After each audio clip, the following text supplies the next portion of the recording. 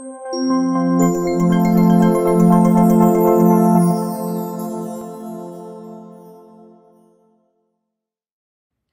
and greetings to you all. I am pleased that the second Maritime SheEO conference is focusing on smashing stereotypes, spotlight on Africa. My name is Anene Kejela, a maritime lawyer from Ethiopia, and I am a member to WMESA's Governing Council. WMESA is an association for women in maritime in Eastern and Southern Africa. And I am also a consultant to Ethiopian Maritime Authority in matters of logistics and maritime law. And thank you for having me for this conference. The very reason why I'm very pleased today is that whenever maritime events are conducted or organized, there is often a tendency to only focus on coastal states. However, today I am here from a landlocked nation in Africa. And so most states and their regions overlook the substantial and vital interest of landlocked countries and women who are in maritime profession from landlocked region. Even the landlocked countries and the governments in landlocked country overlook the opportunities and the benefits a nation can gain from the maritime industry. Here is my story. After I graduated from a law school long time ago, I joined the male-dominated industry, which is the maritime industry. After a while, I decided to pursue my master's degree in international maritime law. But before I went and registered for the program, I decided to seek an advice from my professors from my law school in Ethiopia. And I talked to one of my professor and asked him that I have this real passion and I want to study maritime law and I want to join the international institutions to teach maritime industry. And he looked at me like this, why do you want to involve in maritime industry? We're landlocked nations. Don't you know that? Don't you see that? He said, just go and study something else. There are a lot of opportunities you can excel in. And I was like, okay, am I doing a wrong decision, or am I making a wrong decision? Am I on the wrong lane? There was a lot of questions going on in my mind, but I thought it was because of our absence of maritime tradition and because people are not connected to the coastline. That's why even the educated class of the community makes this kind of comment on maritime professions. And I didn't take the advice of my professor and I went on to study international maritime law. Everybody would agree with me how much more is needed to be done in maritime activity to give the importance that it really has in landlocked nations like mine and for women who are working in maritime industry in this kind of countries.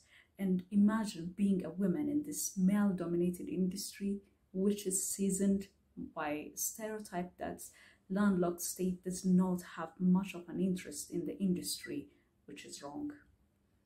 After I graduated from IMO's International Maritime Law Institute, I went back to my country and I got an opportunity to serve my nation and worked on several projects of legislative draftings, which I am really grateful and happy, which includes the grand amendment of the nation's maritime code, which was a very old code, maritime code. And I also had the opportunity to work with committee of experts in designing Ethiopia's blue economy strategy. And also I had the opportunity to advise my government to adopt several IMO conventions, which are really important to develop the maritime sector in my country.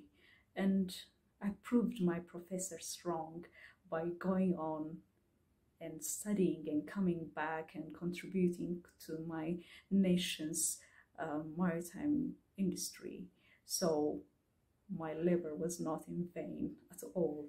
And I would like to mention that the predecessors of my predecessors in the maritime industry, the strong women who worked in this industry, who paved the way for me.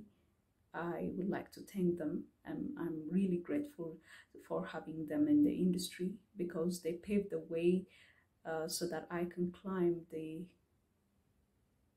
professional ladder of this industry.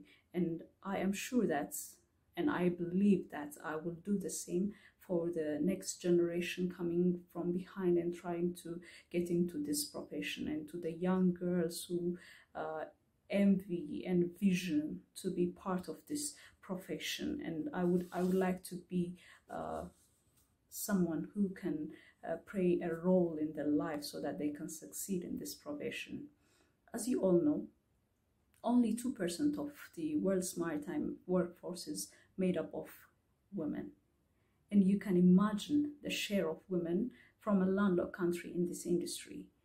2% by itself is very low. And imagine women who are from a landlocked country taking part in this 2%. I don't have the data for women professionals from a landlocked country, but I can imagine that it's going to be very small. Even though building experience among women in the sector is not an easy task, shipping and seafaring from the time people first put to sea has become increasingly diverse in terms of race, gender, class, and nationality.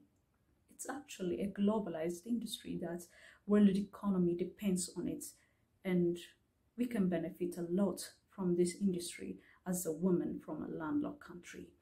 I hope this will boost long-standing goals to increase the participation of women in maritime, such as those expressed by UN agencies.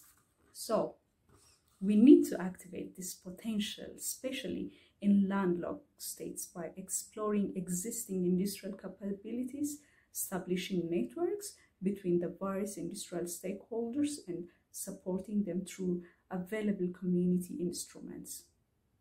And I would like to conclude by restating the fact that landlocked countries are maritime nations just like any other, and women from this region can take part in the industry and take their fair from the economic benefit of this industry.